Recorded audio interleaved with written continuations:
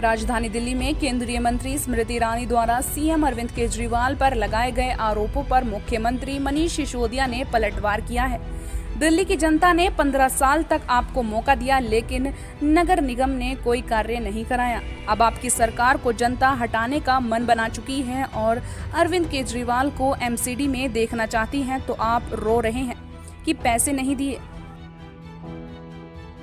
उप मुख्यमंत्री मनीष सिसोदिया ने कहा कि दिल्ली नगर निगम के चुनाव रुकवाने को लेकर केंद्रीय मंत्री स्मृति ईरानी ने कुछ कारण दिए हैं। उनका कहना है कि दिल्ली सरकार नगर निगम को पैसा नहीं देती है, इसीलिए चुनाव रुकवा दिए, लेकिन ये बात झूठ है। उन्होंने कहा कि दिल्ली सरकार नगर निगम को पूरा पैसा देती है, लेकिन नगर निगम में बीजेपी ने इतना भ्रष्टाचार फैला रखा है, जिसके कारण नगर निगम के पास पैसे नहीं है। ये आपको स्वीकार करना होगा।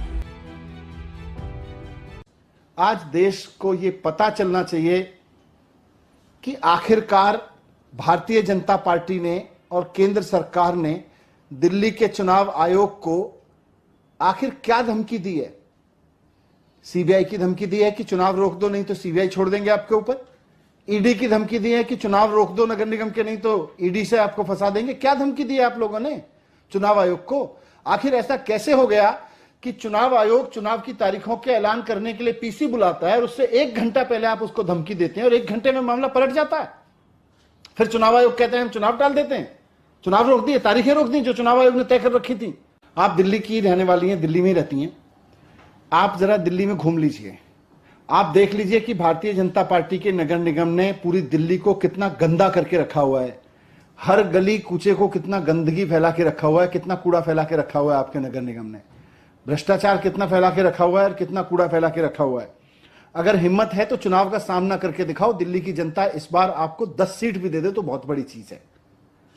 आपको भी इस बात का पता है कि इस बार दिल्ली की जनता भारतीय जनता पार्टी को नगर निगम में 10 सीट भी नहीं देने वाली है, इसीलिए आप चुनाव से भाग रहे हो। मनीष सिसोदिया ने कहा कि वे केंद्रीय मंत्री स्मृति ईरानी से 3 बातें कहना चाहते हैं कि कांग्रेसियों की तरह रोना बंद करो। ये तो कांग्रेसियों की आदत है। जितने दिन आपके पास बचे हैं तो हिम्मत से नगर निगम चलाओ।